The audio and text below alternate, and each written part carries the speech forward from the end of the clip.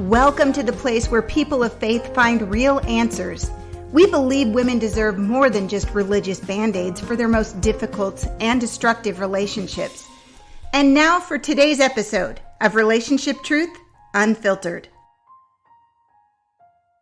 Most people would applaud a couple married for 32 years with 7 kids. I mean, that's successful, right? But Tami, that's not exactly how you would describe your marriage. Why? Things really were never really great. I had a husband that was very indifferent and just really didn't be who I wanted him to be, who I thought he was supposed to be. I heard you describe your husband in the early years of your marriage as being indifferent. What do you mean? The indifference was that he chose to work as much as he could, come home, and watch TV and eat. He did not want a relationship. So I'm desperate for a friend, a husband. I even went so far as to early on in the marriage, I asked him, just so I could get my fill, could he sit and talk to me for 10 minutes per day? Just sit and face to face talk to me for 10 minutes, and then he could go watch TV, but could he do that? And could I have one hug a day? I know this sounds really ridiculous because it is. And he could not do that. He would forget, or how about he'd walk in the house and he'd go right over and watch TV. And I'd go, wait a second, can we do the 10 minutes? And he'd be like, oh, just disgusted. And that made me feel bad. I've always believed in submitting to your husband, and everything that I thought the Bible taught me and what my church taught me, but things never seemed okay. I always was struggling. We were always having problems, and no matter what Bible study I went to, what book I read on marriage, nothing ever seemed to work right. And I was always frustrated.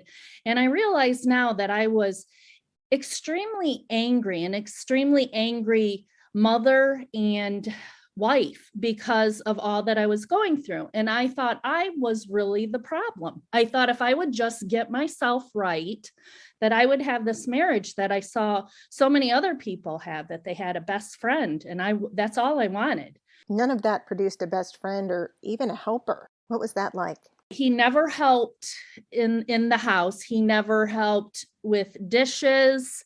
He never helped with laundry. He helped with nothing. And I was doing all of this with all these kids, and he would work till very late.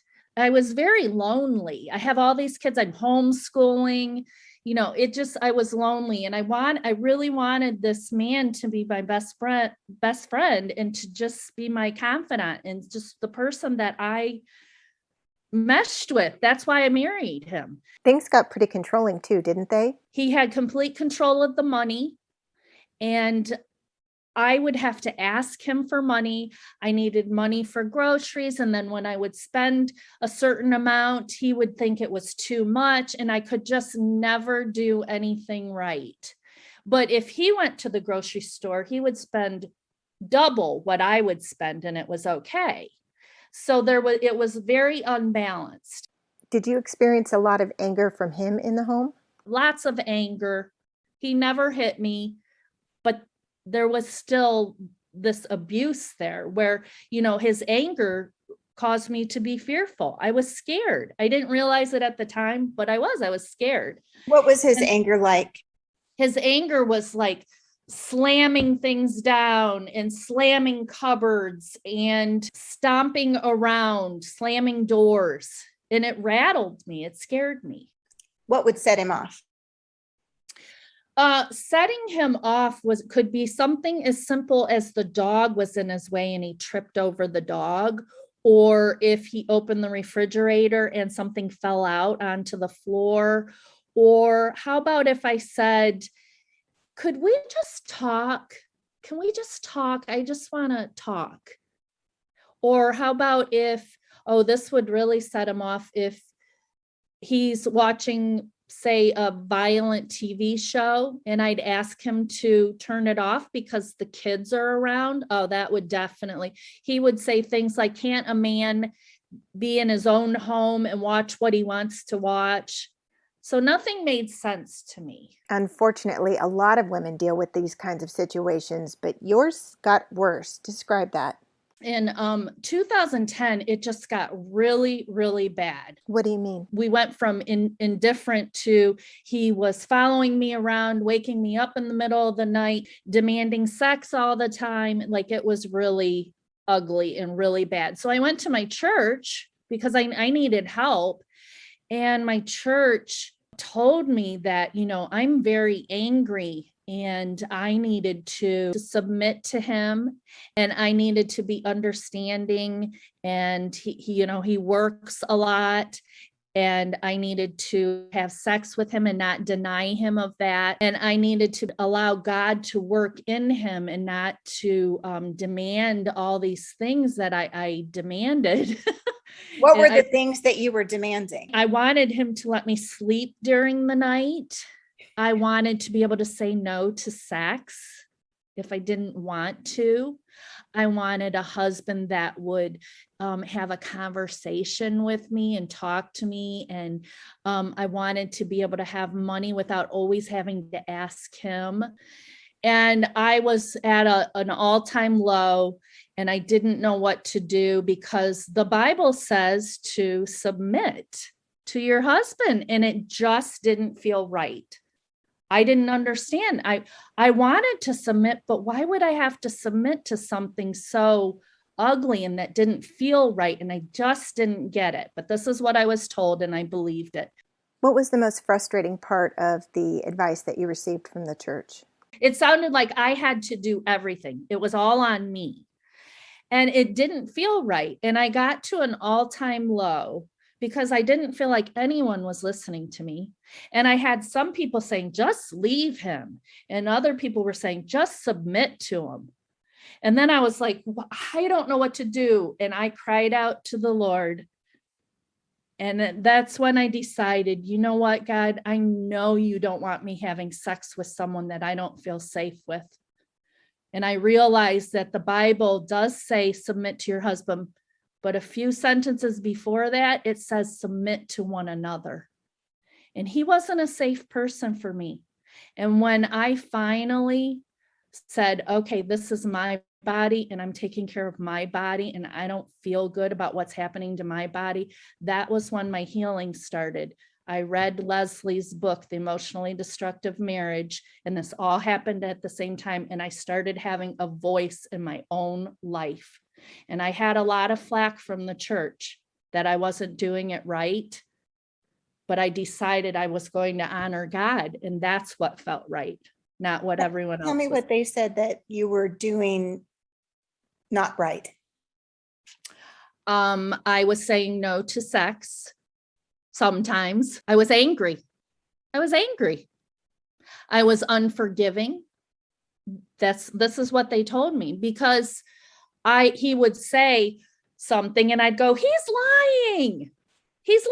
And they'd say, now, wait a second, you're judging him. And I would be like, no, he's lying. And I would be screaming. I looked like the abuser. I was angry. I looked bad to everyone, not him, me. You eventually went to see a counselor outside of the church. What was that like?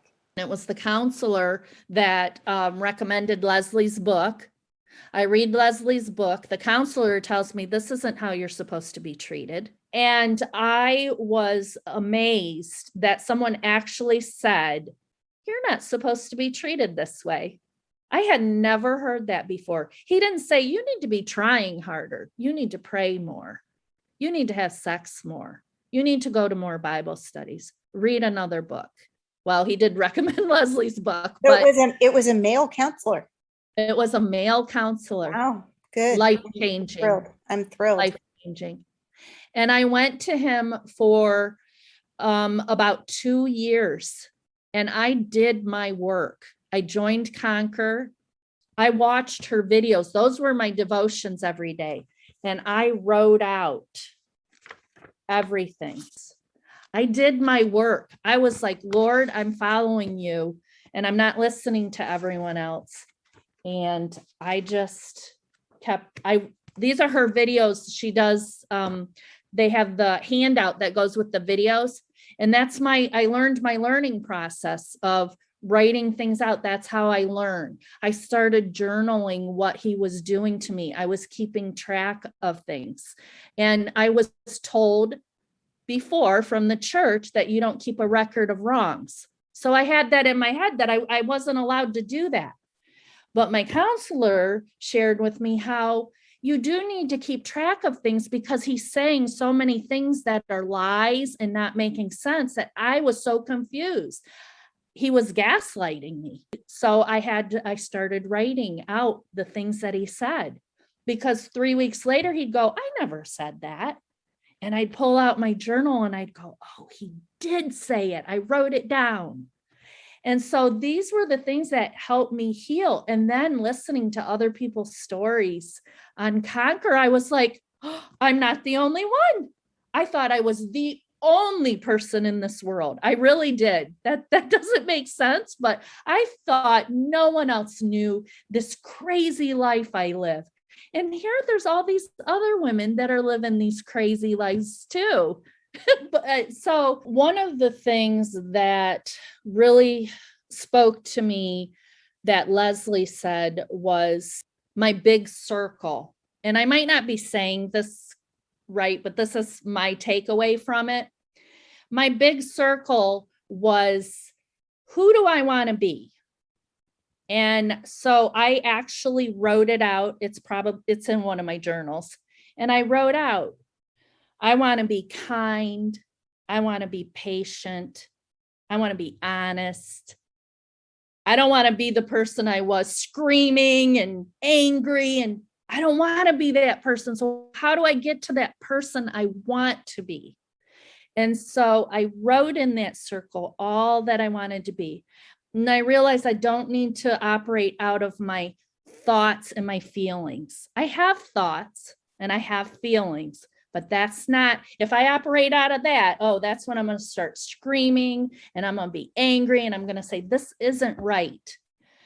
Instead, I want to operate out of my big circle. And no, it isn't right. It is not right what I've been through. But I'm a different person now because I'm looking at who I want to be, and I'm not allowing anyone to take that away from me. And so now it started to become like a game for me that he would do something and I'd go, and I'd shoot off my mouth and we'd start fighting. So then I'd go, okay, what can I do? Because I can't change him, but what can I do? And so I would take every single instance that he did something I didn't like, and I'd say, what can I do? And I would change it. I would change the dynamic. And it might mean if he was slamming the cupboards, I'd go upstairs. If he was doing something I didn't like, if he was angry, I would walk out of the room. Oh, here's something that he would do to me all the time. And he very seldom does it now. If I start talking to him, he will actually start walking out of the room and I would follow him. And I'd keep talking and he's walking away from me and I'm talking to his back. That's something he did and it bothered me so much. I will not do that anymore. The minute he turns and walks away from me, I walk away too. I stop talking immediately. I can only control me. I can't control him. The other thing is he would watch TV all the time while I'm talking. So I would stand in front of the TV so he'd have to listen to me. Now, if he looks at the TV while I'm talking, I just stop talking and I walk away. I'm not fighting with the TV. I deserve more than that. I can't change him. I can only change me.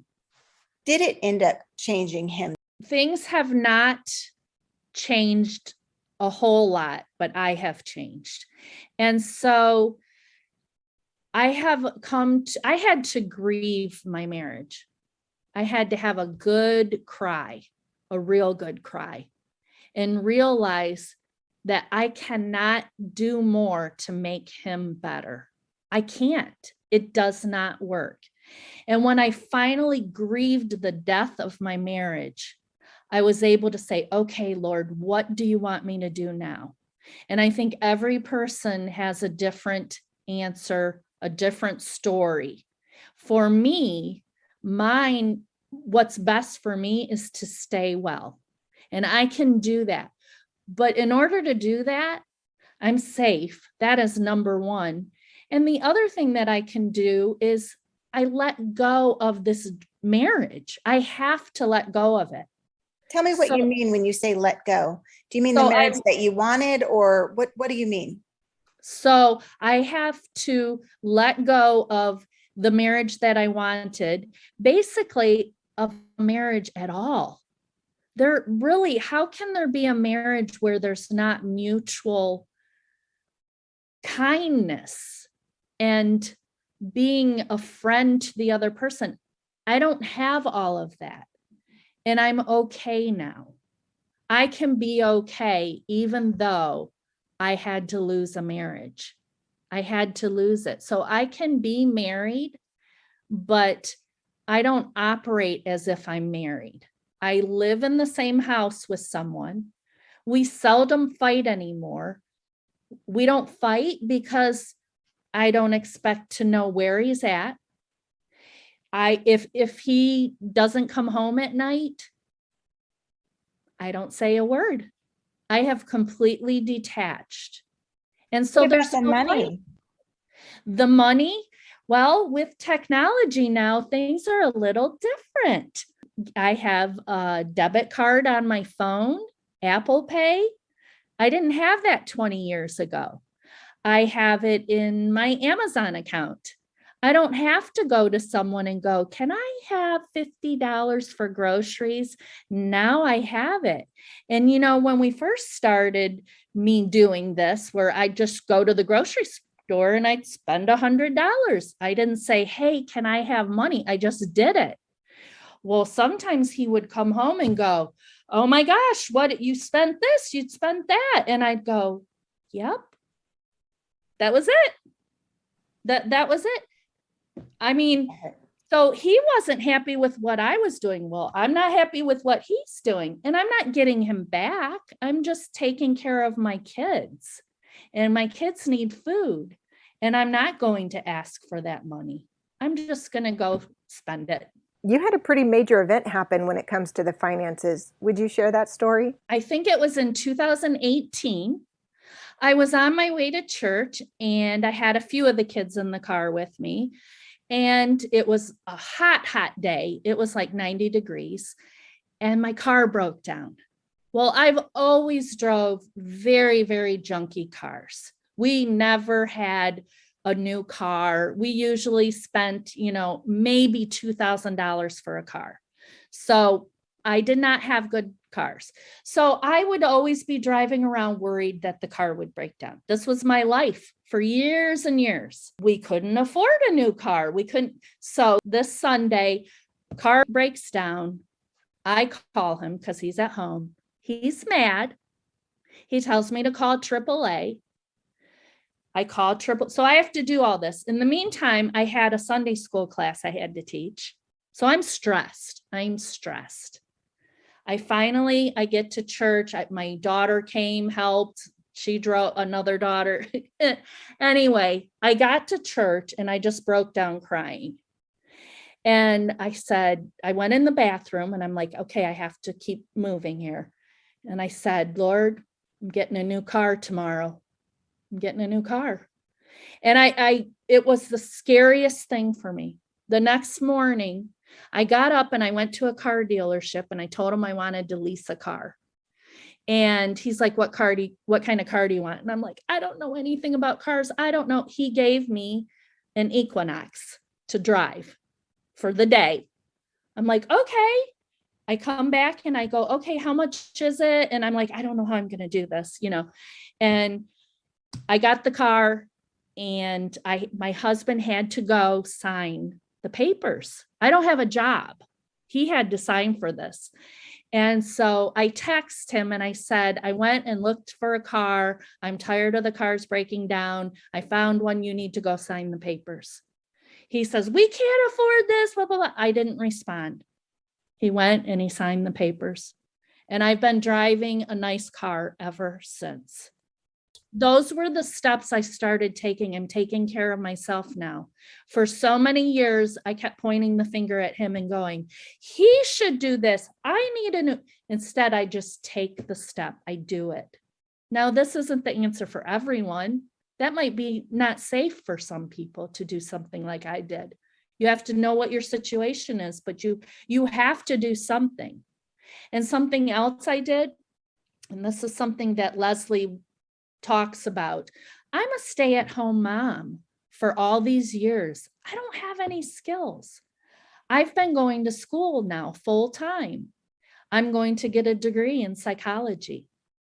Do you know he has never asked what classes I'm taking? I'm in my 3rd year.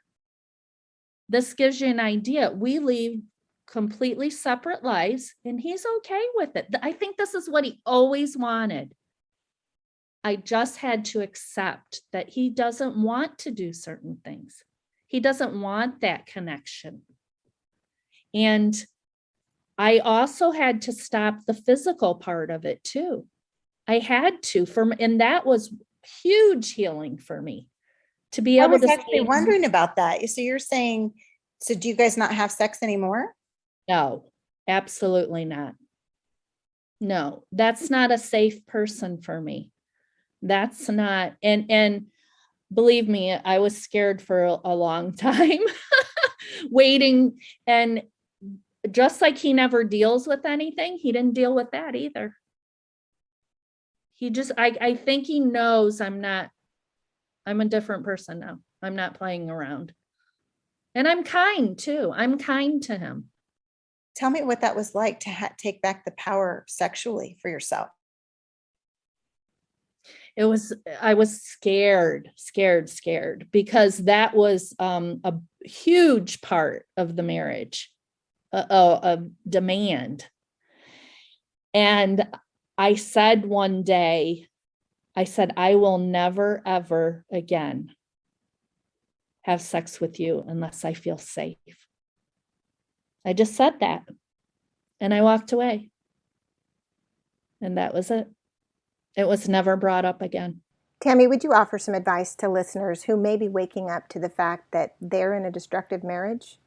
If you are in a destructive marriage and you've just been trying and trying and trying, and you're getting people telling you to submit and do more, or maybe you have people saying you just need to leave, at some point, you have to put on your big girl pants and you have to take ownership of your own life.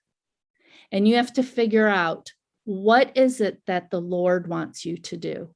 What is honoring to God? And you have to do your work. You have to watch Leslie's videos and do your work. It's not easy. It's tough stuff when you have to deal with your own shortcomings, because when you're dealing with toxic people, they're bringing out the ugliness in you. And I've been there. I know what it feels like to be angry with everyone. I was fighting with everyone because I was slowly being destroyed. And I just had a moment where I said, Lord, I'm going to follow you. You are who I'm going to follow. And I know the Bible says to submit, but it doesn't feel right. And I'm going to figure out what this is. And that's when I did my devotions every day were Leslie's videos for over a year. That was my devotions. And I was looking up Bible verses. I was hearing what she was saying. I was listening to the phone calls. I started listening to the phone calls, and every single one, there was at least one lady that was experiencing what I was experiencing. And it's life-giving if you allow the Lord to work in you. And you cannot make that other person change. You cannot guilt them into it. You can't rationalize with them. You can't. You have to accept this is who they choose to be. And now I've allowed my husband to be exactly who he wants to be. Because when I was in his face, he could always point the finger at his nagging wife. He cannot point the finger at me anymore because I'm not nagging. Now he's left to be who he wants to be. And he can't blame me. He can't. And it's hard. There is nothing easy about any of this. And you have to shed lots of tears, but you have to take the next step and take care of yourself and your children. And the Lord's with us. He was with me through all of this, and I wouldn't trade it for anything, because now I know what it feels like to have your church go against you and to have people go against you. But there are people out there that understand. And something else I want to say is that same church, I'm still going there, and they now understand what they did. So that is a testimony. I'm not saying that you have to, you should stay at every church, but I'm saying they were open to listening once I got myself together and they could hear me. They couldn't hear me when I was screaming. They wouldn't listen to me. But when I got myself right and they saw what God's doing in my life, now they're seeing truth. And I'm so grateful for my church, that same church, and those same people understand. And they've apologized to me. That is a miracle. That was actually my last question was, so you kept this guy and this church, and you're sane. And I'm leading a support group at my church for women. They are fully supporting me. And now we're starting a men's accountability group. We are just starting it. I am amazed. I can hardly believe what God has done in my life. That's amazing. I mean, it is. It really is amazing. I can't believe I'm saying it without crying. It's right here. I can't believe it. But what I can say is, I didn't get what I wanted. I did not get that marriage I wanted. But I'm okay. I'm okay with it. I had to come to grips with that.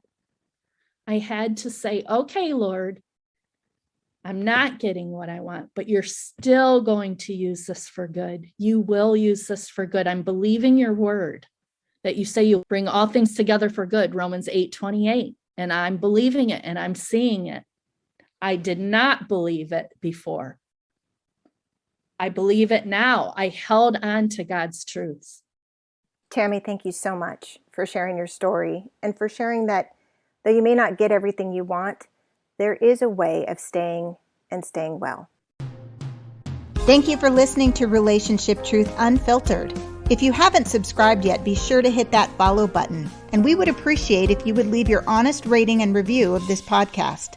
Well, until next time, may God bless your mind, your heart, and your home.